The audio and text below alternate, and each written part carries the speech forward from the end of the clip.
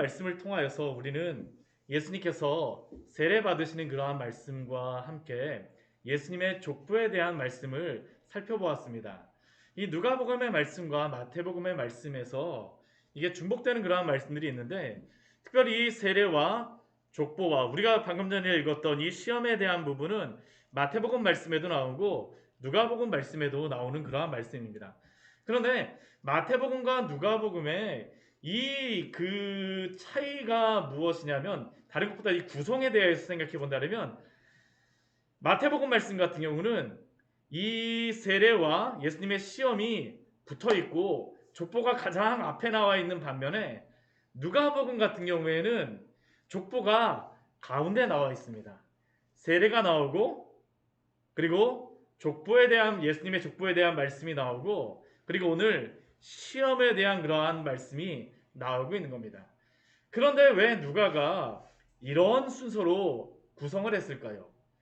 누가복음 말씀을 통하여서 하나님께서 우리에게 이 순서를 통하여서도 분명히 말씀하고자 하는 그 의도가 있다는 것을 우리가 깨달아야 합니다. 이 세 가지의 그러한 말씀에 공통적으로 나오는 그러한 그것이 있습니다. 그게 무엇이냐면 하나님의 아들이라는 겁니다. 하나님의 아들. 결국 예수님이 세례를 받으시고 족보에 대한 것과 함께 또 이 시험에 대하여서 말씀하여 주시는 그 이유는 무엇이냐면, 예수님이 어떠한 분이신가라는 것을 우리에게 하나님께서는 누가복음을 통하여서 알려주고자 하세요. 예수님은 누구십니까? 예수님은 어떤 분이십니까? 하나님의 아들이다라는 게 바로 이 말씀을 통해서 우리에게 전해주고자 하는 것이죠. 또 그것과 함께 우리가 잊지 말아야 될 것이 무엇이냐면, 예수님이 하나님의 아들이시면서 또한 우리와 동일한 육신을 입고 오셨다라는 것을 이 세 가지의 말씀에서는 우리에게 동일하게 말씀하고 있습니다. 결국 그러니까 이 세례와 족보와 시험을 통하여서 예수님이 누구신지, 예수님이 어떠한 분이신지를 우리에게 말씀해 주시는 것이죠. 그렇다면 오늘 예수님의 시험을 통하여서 예수님이 어떠한 분이신가라는 것을 우리에게 무엇을 말씀해 줍니까? 하나님의 아들이라는 것을 우리에게 말씀해 주죠. 우리 오늘 4장 3절 말씀 보아도 내가 만일 하나님의 아들이거든, 예수님의 아들 되심에 대해서 마귀가 결코 부인하지 않아요. 이 시험을 통하여서도 예수님이 하나님의 아들이라는 것을 우리에게 분명히 보여주죠. 분명히 보여줍니다. 그러면 오늘 차근차근 말씀을 통하여서, 오늘 말씀을 통하 시험을 통하여서 우리에게 주시는 은혜를 하나씩 살펴보도록 하겠습니다. 먼저 1절과 2절 말씀을 보게 되면, 예수님께서는 세례를 받으신 후에 광야에서 40일 동안 금식하시고 또한 그 시험을 받으셨음을 우리에게 말씀하고 있습니다. 그런데 누가복음에서 예수님께서 시험을 받으실 때에 한 가지 강조하고 있는 사실이 있어요. 한 가지 강조하고 있는 사실이 있는데, 그것은 다른 것이 아니라, 우리는 보통 예수님이 시험을 받으셨다라고 하게 되면 마귀와 예수님 그 두 관계에서만 이 시험이 일어났다고 생각하지만, 오늘 1절 말씀을 한번 보십시오. 어떻게 시작되고 있습니까? 예수께서 성령의 충만함을 입어 세례를 받으시고 성령의 충만함을 입으신 그 예수님께서는 요단강에서 돌아오시고 난 다음에 광야에서 40일 동안 그 시험을 받으시는데, 어떻게 시험을 받으세요? 성령에게 이끌리시며 시험을 받으셨다라는 것이죠.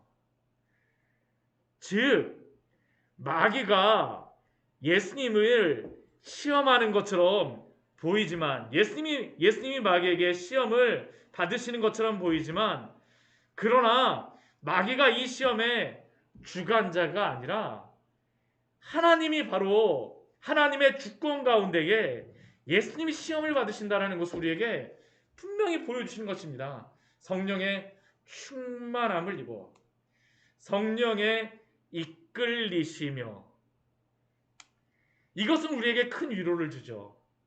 우리는 시험을 받고 어려움을 받을 때에 우리의 힘으로 어쩔 수 없는 큰 힘을 가진 존재인 마귀에게 이리저리 시험을 받는다라고 생각을 하기도 하고 어쩔 수 없이 그러한 상황 가운데 있다라고 생각하기도 하지만 그러나 오늘 예수님께서 시험 받으시는 모습은 무엇을 보여줍니까?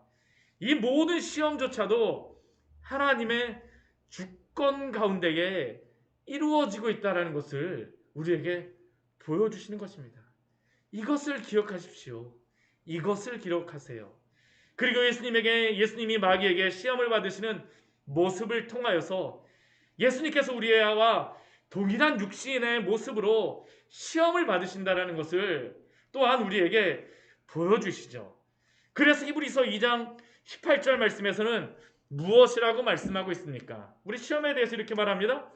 그가 시험을 받아 고난을 당하셨은즉 시험 받는 자들을 능히 도우실 수 있느니라. 예수님이 시험을 받아 고난을 당하셨기 때문에 시험 받는 자들을 능히 도우실 수 있다라고 우리에게 말씀하여 주시는 것입니다. 예수님이 통일하게 시험을 받으셨기 때문에 우리를 도우실 수 있으세요. 그것뿐만이 아니죠. 우리 히브리서 4장 15절 말씀해 보게 되면 또한 이렇게 말씀하십니다. 우리에게 있는 대제사장은 우리의 연약함을 동정하지 못하실 리가 아니요 모든 일에 우리와 똑같이 시험을 받으시니로되 죄는 없으시니라. 우리와 똑같이 시험을 받으셨어요. 우리의 연약함까지도 다 아신다라는 것이죠. 그래서 우리를 동정하시고 다 이해할 수 있다라는 것이 바로 이 시험 가운데에 우리가 기억해야 되는 것입니다. 그렇게 시험의 때는 우리가 넘어지는 시간이 아니라 우리가 이 시험을 통하여 연단되며 더욱 그리스도를 의지하는 그러한 시간임을 기억하십시오. 믿음이 단련되는 그 시간임을 기억하시기 바랍니다. 예수님이 우리에게 우리와 동일하게 되심으로 말미암아 동일하게 시험을 받으시고 또한 하나님의 주권 가운데에 우리가 그 모든 것 가운데 있음을 기억하십시오. 기억하세요.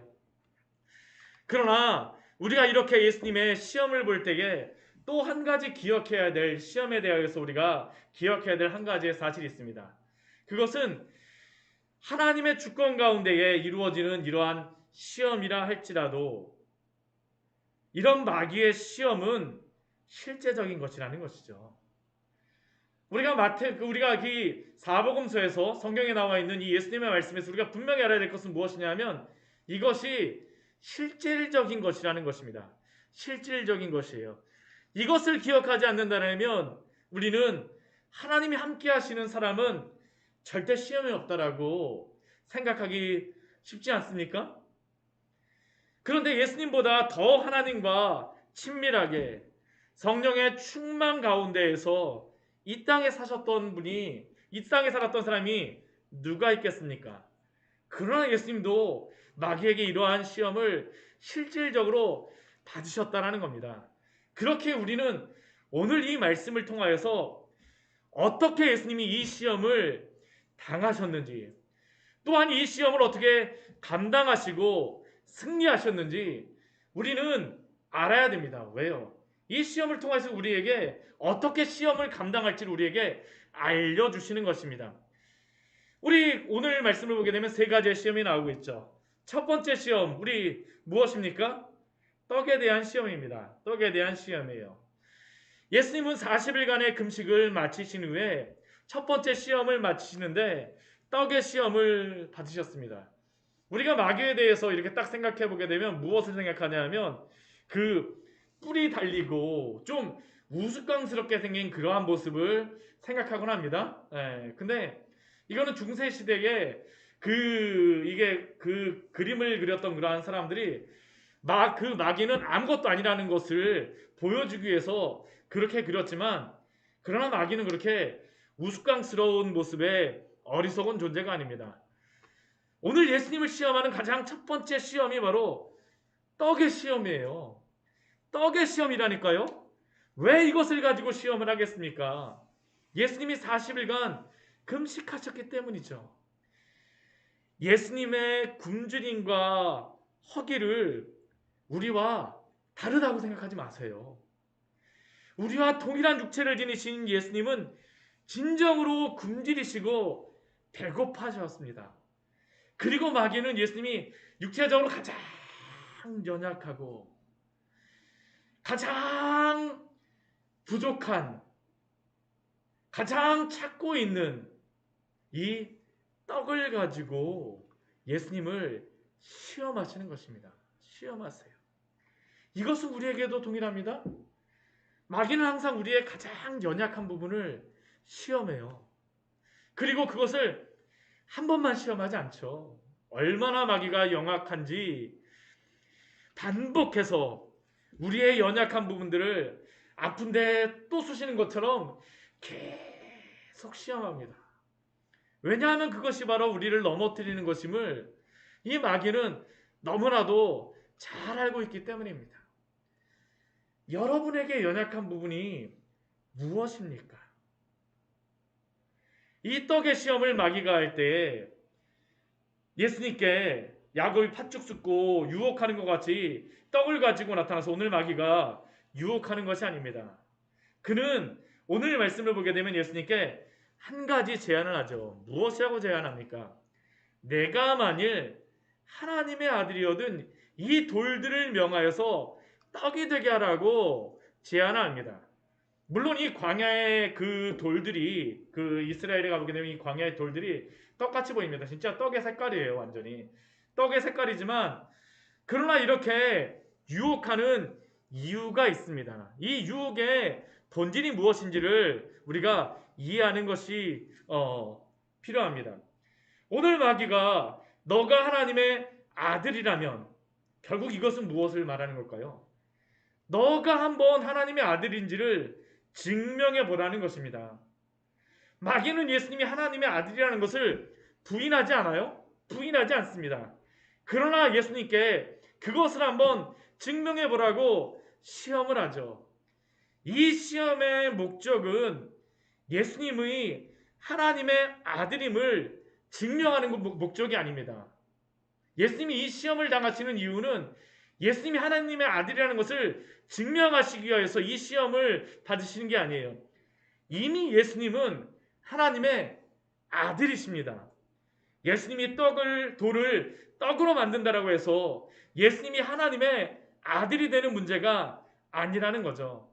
오히려 마귀가 이 시험을 하는 그러한 목적은 예수님에게서 하나님의 아들로서가 아니라 한번 너가 독립적인 그러한 힘을 가진 존재임을 증명해 보라는 겁니다. 너가 독립적인 존재라는 것을 한번 증명해 봐라. 예수님이 이 40일간의 금식을 통하여 자신을 증명하는 것이 아니라 떡의 문제로 인하여서 순종하지 못하는 불순종한 우리를 대신하여서 순종하시는 것이 바로 예수님이 이 시험을 받으시는 본래의 목적인데, 그리고 이것은 우리가 이 세상에서 가장 시험에 들고 쉽게 넘어지는 그러한 그 문제 아닙니까? 떡의 문제, 육신의 문제. 창세기 3장에서도 선악과에서 무엇을 말합니까?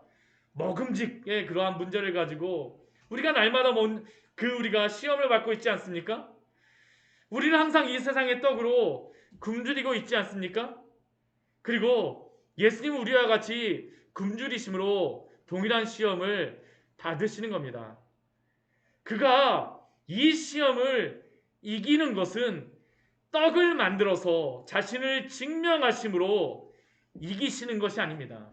이것을 이기시는 방법은 무엇일까요? 철저하게 자신의 방법은 포기하시는 것이에요. 예수님이 이 시험을 이기시는 방법은 자신이 떡을 만드심으로 자기를 증명하시는 것이 아니라 하나님이 먹이실 때까지 기다리며 순종하는 것이 바로 이 시험을 이기는 방법이죠. 하나님이 먹으라고 주시는 것을 먹고 먹이실 때까지 기다리는 것이 바로 예수님이 이 시험 가운데에서 순종하심으로 이기시는 것입니다. 그렇다면 오늘 예수님께서는 이것을 어떻게 그것을 보여주십니까? 오늘 말씀을 인용하셔서 예수님이 그것을 보여주시죠. 오늘 4절 말씀 보면 이렇게 말씀하십니다. 예수께서 대답하시되 기록된 바 사람이 떡으로만 살 것이 아니라 하였느니라. 오늘 예수님께서는 다른 것을 가지고 싸우시는 것이 아니라 말씀을 가지고 마귀와 싸우시죠. 말씀을 가지고 싸우세요. 그리고 이 말씀은 신명기 8장 3절의 말씀을 인용하는 것입니다. 우리 신명기 8장 3절 말씀 우리 같이 한번 읽어보도록 할까요? 우리 신명기 8장 3절의 말씀입니다. 우리 신명기 8장 3절의 말씀입니다. 우리 같이 한번 읽어보도록 하겠습니다. 너를 낮추시며 너를 줄이게 하시며 또 너도 알지 못하며 내 조상들도 알지 못하던 만나를 내게 먹이신 것은 사람이 떡으로만 사는 것이 아니요 여호와의 입에서 나오는 모든 말씀으로 사는 줄을 내게 알게 하려 하심이니라. 이 신명기의 말씀은 광야의 40년간 배고픔 가운데에서 하나님을 때로는 원망하고 불평하였던 그 이스라엘 백성들에게 왜 하나님이 만나를 주셨는지 그 이유를 알려주시는 말씀입니다. 광야에서 살아가는 방법은 내가 떡을 만들어서 살아가는 것이 아니라 내 방법으로, 내가 준비한 방법으로 살아가는 것이 아니라 하나님이 주시는 그 만나로만 사는 것이 바로 이 광야를 살아갈 수 있다는 것을 알려주시는 것이죠. 오늘 예수님이 그렇습니다. 너가 하나님의 아들이거든 이 돌을 내 힘으로 명하여서 떡이 되어 먹게 하라. 너의 힘을 증명해 보라는 겁니다. 근데 예수님이 하나님의 말씀에 순종하는 것은 무엇입니까? 자신이 아들이심을 증명하기 위해서 떡을 만드는 것이 아니라 철저하게 하나님이 말씀하신 방법대로 줄이시고 하나님이 먹이실 때까지 참는 것이 바로 이 시험을 이기는 방법이라는 것이죠. 오늘 우리는 어떻습니까? 우리는 내가 준비한 빵만 있으면 살 수 있다라고 생각하지 않습니까? 그러나 하나님은 광야와 같은 이 세상 속에서 내가 준비한 빵이 아니라 하나님을 의지하며 살아가는 자로서 오늘도 그 광야의 길을 가라고 말씀하시는 줄 믿습니다. 그러면 누가 먹이세요? 하나님이 먹이십니다. 하나님이 입히세요.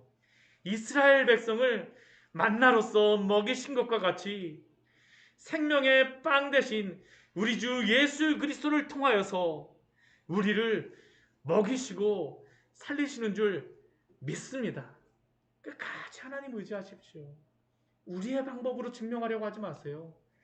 하나님이 먹이신다는 것을 사람이 떡으로만 사는 것이 아니요 하나님의 말씀으로 산다는 것을 오늘도 우리에게 보여주시고자 하시는 줄 믿으시기 바랍니다.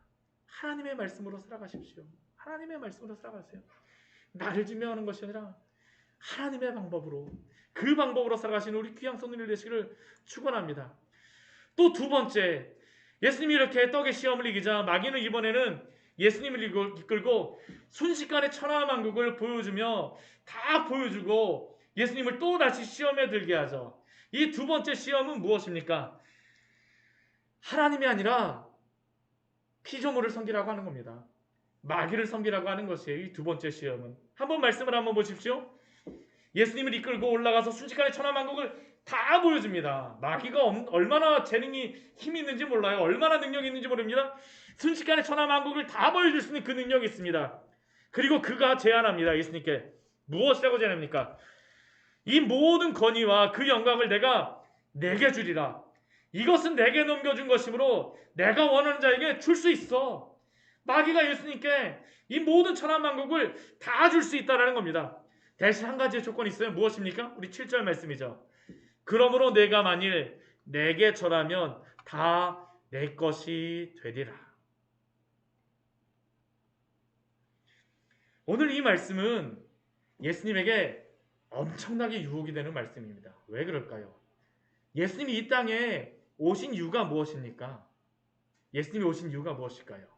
예수님이 오신 이유가 무엇일까요? 이 모든 세계 만민을 하나님께 드리기 위하여서입니다. 근데 오늘 마귀가 무엇을 하는 거예요? 예수님은 그것을 하기 위해서 십자가에 달려서 죽으시려고 이 땅에 오신 것인데 오늘 마귀는 뭐라고 말하고 있습니까? 그럴 필요가 없다라는 거예요. 구태여 십자가의 길 갈 필요 없어. 고난당할 필요 없어. 쉬운 방법을 내가 알려줄게. 나한테 철해봐. 그러면 내가 세상 만민, 세상의 모든 것들 그 안에 누구들이 있습니까? 사람들도 다 마귀가 예수님께 다 준다라는 겁니다. 내가 다 줄게. 내가 다 줄게. 구태여 십자가에 달려서 힘들어할 필요가 없어. 얼마나 쉬운 방법입니까? 얼마나 매혹적으로 들리는 방법이었을까요? 그런데 문제는 무엇입니까? 지금 마귀가 주겠다라고 하는 이 방법은 한 가지가 빠져 있어요. 무엇입니까? 세상을 지금 있는 그대로 주겠다라는 것이죠. 예수님이 이 땅에 오신 이유는 무엇입니까? 이 세상 모든 만물을 하나님께 드리려고 해요. 하나님께 드리는 방법이 무엇입니까? 죄에 빠진 인간을 그 죄의 문제를 다 해결함으로 말미암아 하나님과 화목되게 하시는 것이죠. 십자가에 못 박히시는 이유는 예수님이 죄의 문제를 해결함으로 말미암아 하나님과 화목하게 하심으로 죄의 문제가 해결된 그러한 모든 사람들을 하나님께 드리는 것입니다. 그런데 마귀는 어때요? 회개하지 않은 그러한 영혼들을 그냥 주겠다는 겁니다. 근데 하나님이 이 영혼들을 받을 수 있을까요? 아니요. 거룩하신 하나님께서는 받으실 수가 없는 겁니다. 예수님이 마귀에게 이 세상을 얻는다 해도 그 세상은 하나님께 돌려드릴 수 없는 세상이라는 것이죠. 더군다나 마귀는 어떻습니까? 자신이 세상의 권리를 내게 넘겨준 것, 하나님으로부터 받았다라고 하지만 그러나 그가 마음대로 할 수 있는 것도 아닙니다. 이 세상 모든 천지 만물은 오직 하나님의 것으로 하나님의 주권 가운데 있음을 마귀는 교묘히 섬기면서 예수님을 유혹하는 것이죠.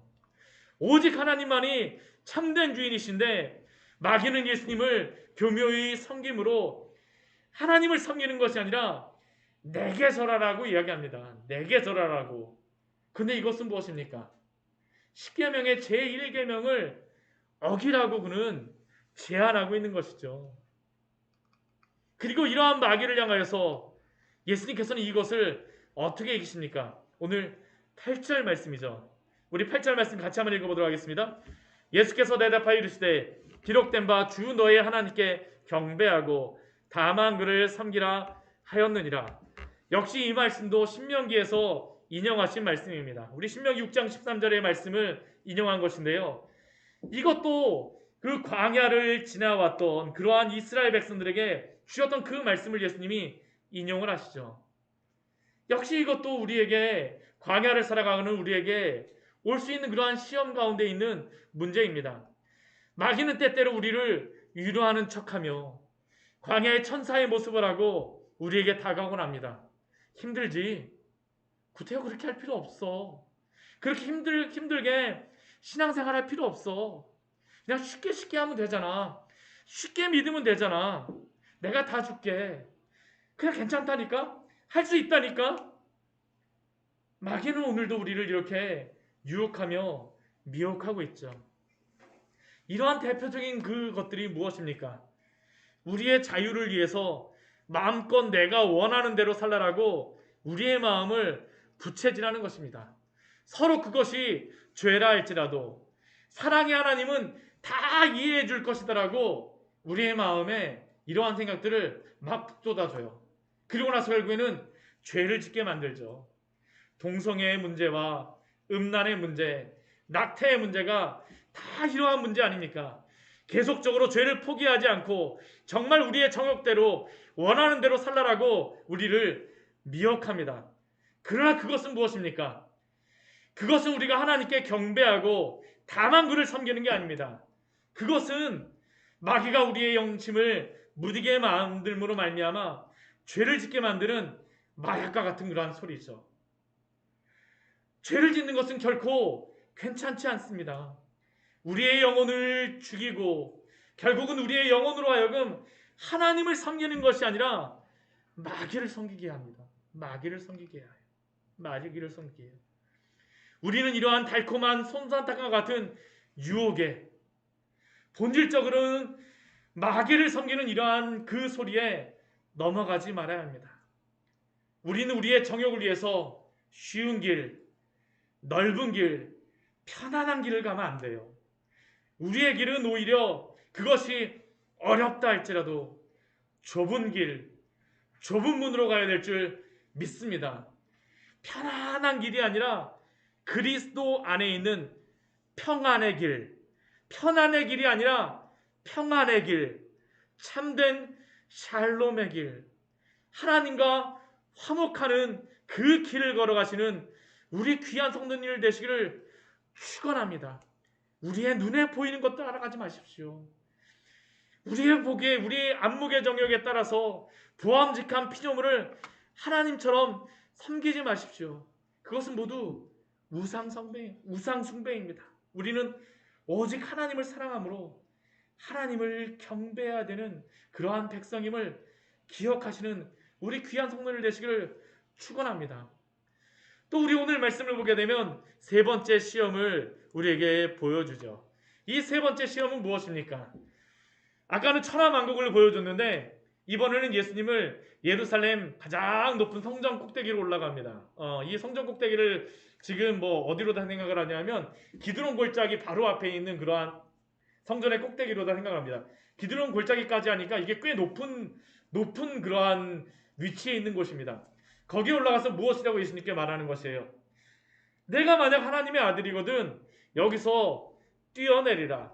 우리 첫 번째 시험과 동일하게 이번에도 마귀는 내가 만약 하나님의 아들이거든 여기서 뛰어내리라고 시험을 합니다.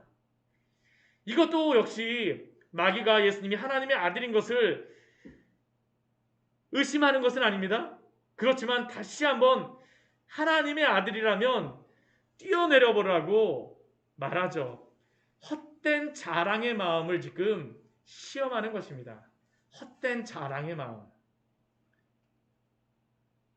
그런데 오늘 이 말씀은 이전보다 더 고차원적인 그러한 시험입니다. 더 고차원적인 시험이에요. 왜 그러냐 하면 앞에서는 예수님께서 그 마귀의 시험을 물리치실 때 무엇으로 물리치십니까? 말씀으로 물리치시죠. 그런데 오늘 10절과 11절 말씀을 보십시오. 예수님만 말씀의 검을 가지고 사단을 대적하는 것이 아니라 이번에는 마귀가 자신도 말씀을 들고 나서 예수님을 유혹하는 것입니다. 우리 마귀가 우리 10절과 11절 말씀에서 이렇게 하잖아요. 기록되었으되. 이 말씀은 시편 91편 11절과 12절의 말씀을 인용하는 것입니다. 11절과 12절의 말씀. 그가 너를 위하여 그의 천사들을 명령하사 내 모든 길에서 너를 지키게 하심이라. 그들이 그들의 손으로 너를 붙들어 발이 돌에 부딪히지 아니하게 하리로다. 우리는 마귀가 성경을 모른다라고 생각을 하면 안 됩니다.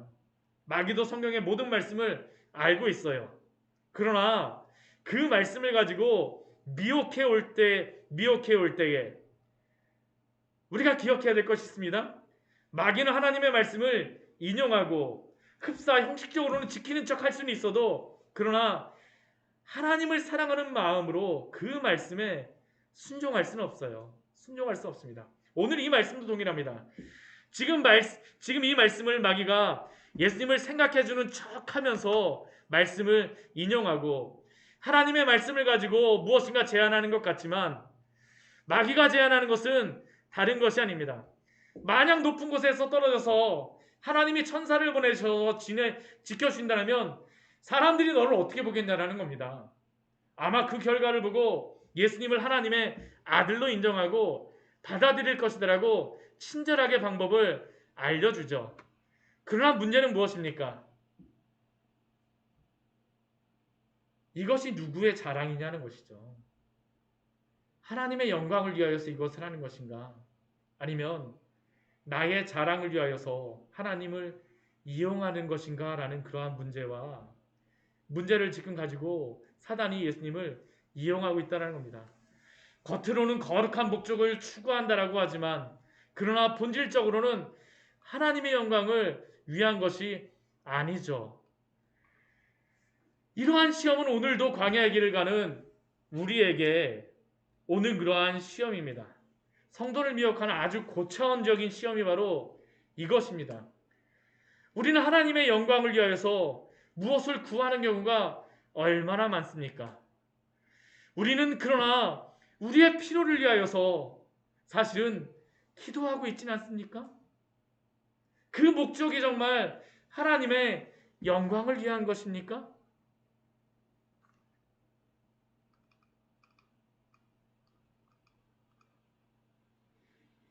마귀는 철저하게 우리의 헛된 허영심과 자랑을 부채질하여서 하나님의 영광이 아니라 나의 헛된 영광을 추구하도록 만듭니다. 추구하도록 만들어요. 우리 정인이 사건도 비슷한 것이죠. 물론 좋은 그러한 의도로서 시작하였지만 그 일을 통하여서 사람의 자랑이 드러나는 것이 그 문제 안에 있었던 그러한 본질적인 것 아닙니까? 그런데 이러한 마귀의 시험에 대하여서 예수님을 어떻게 하실까요? 오늘도 역시 이것도 역시 하나님의 말씀을 가지고 물리치십니다. 이거는 신명기 6장 16절의 말씀을 가지고 인용하셔서 말씀하시는 것이에요. 신명기 6장 16절 말씀에서 이렇게 말씀합니다.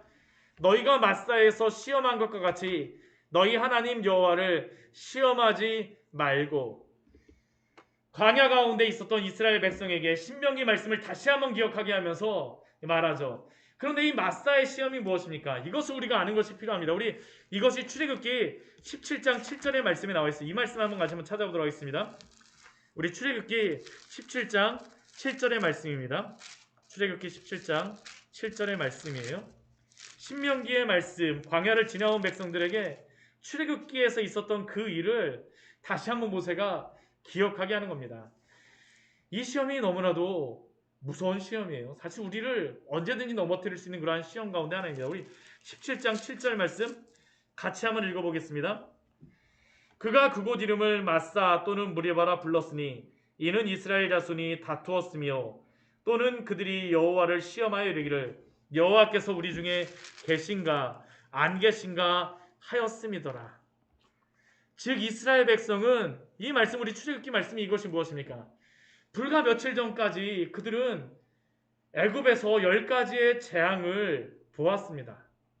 또한 홍해를 가르치는 하나님의 그 놀라운 이적을 보았습니다. 그런데 그들이 물이 없어요. 마실 물이 없어요. 그러자 그들이 바로 하였던 말이 무엇입니까? 이 물을 주시면 하나님이 살아계신 것이지만 물을 주시지 않으면 하나님이 계시지 않다라고 그들은 하나님을 시험하고 있는 것입니다. 이것은 우리가 어떤 일을 하나님께서 들어주시면 하나님을 내가 믿을 것이지만 들어주시지 않으면 나는 하나님을 믿을 수 없다라고 말하는 것과 동일하죠. 하나님을 내 마음대로 하고자 하는 것이 바로 이 시험의 근본적인 이유입니다. 나의 목적을 위해서 하나님을 나의 마음대로 하려고 하는 것이 결국 그것은 나의 헛된 자랑을 위하여서 하나님을 이용하는 신앙이죠. 그러나 예수님은 어떻게 하십니까? 이것을 말씀으로 물리치세요. 주 너의 하나님을 시험하지 말라. 우리의 헛된 자랑을 가지고 하나님을 시험하지 마십시오. 우리는 하나님의 말씀 앞에서 하나님 앞에서 굴복되는 자들이지 우리의 어떤 목적을 가지고 하나님을 시험하면 안 됩니다. 마지막으로 오늘 시험의 말씀을 마무리하면서 한 가지 당부드리고 싶은 말씀이 있습니다. 그것은 예수님이 바로 이 시험을 이기시는 그 방법이 무엇이냐라는 것이죠. 바로 말씀입니다. 말씀이에요. 그런데 예수님이 이 말씀을 가지고 마귀와 싸우시고 승리하지만 또 마귀도 어떻습니까? 이 말씀을 가지고 우리를 시험할 수 있다라는 겁니다. 그렇다면 우리는 어떻게 하나님의 말씀을 가지고 시험을 이길 수가 있습니까? 오늘 마귀는 하나님의 말씀을 자신의 자의적으로 해석하고 있어요. 마음대로 성경을 해석하고 있다는 것이죠. 그렇다면 우리가 마귀에게 대항하는 방법은 무엇입니까? 하나님의 말씀에 철저하게 내 방법이 아니라 하나님이 말씀에서 말씀하여 주시는 그 말씀의 의미를 가지고 우리에게 적용해야 된다는 겁니다. 하나님의 말씀을 바르게 그리고 차근차근 배워야 된다는 것을 우리에게 말씀하여 주는 것이죠. 어디 성경의 말씀 한 구절 가지고 1년 동안 그 말씀 가지고 1년 내내 살아가겠다라고 다짐하지 마십시오. 물론 한 말씀이 우리를 변화시키는 그런 말씀이 있습니다. 그러나 꾸준히 하나님의 말씀을 더욱더 들으세요. 그리고 읽으십시오. 그리고 하나님의 말씀을 사랑하십시오. 사모하십시오. 그리고 이렇게 하나님의 말씀을 사랑하고 사모하는 그러한 성도들에게, 이렇게 준비된 성도들에게 성령님께서 이러한 시험의 순간 이 말씀을 생각나게 하시고 깨닫게 하심으로 우리를 지키시고 이기게 하여 주실 줄 믿습니다. 날마다 우리가 성령 안에서 또한 말씀 붙들고 우리 주 예수 그리스도와 함께 날마다 승리하시는 우리 귀한 성도님들 되시기를 축원합니다. 같이 기도하도록 하겠습니다. 우리 같이 기도할 때에 우리 예수님의 그 시험에 대하여서 우리 세 가지 보았습니다. 세 가지 보았어요. 근데 우리가 세 가지 다 우리가 당하는 시험들입니다. 우리가 육신의 그러한 문제들, 먹는 문제, 우리 육신의 문제 아닙니까? 또한 세상의 많은 것들을 보면서 그 세상을 하나님을 섬기기보다는 세상을 섬기려고 하는 그러한 문제 가운데 우리가 또한 있지 않습니까? 또한 우리가 이 세상 가운데에서 하나님을 자랑하기보다는 우리의 헛된 허영심과 자랑을 가지고 얼마나 살려고 합니까? 그러나 그것이 우리의 방법이 아님을 기억하십시오. 그러한 시험이 닥쳐올 때 오늘 예수님이 말씀으로 이기셨던 것 같이 또한 예수님이 승리하신 그 승리를 우리로 하여금 이기게 하여 줄 줄 믿습니다. 하나님, 이러한 시험을 만날 때마다 온전히 당신께서 하나님 마음 주시는 그 지혜를 따라서 잘 이겨낼 수 있는 그러한 성도들 되게 하여 주시옵소서. 우리 주님 앞에 잠시 같이 기도하도록 하겠습니다.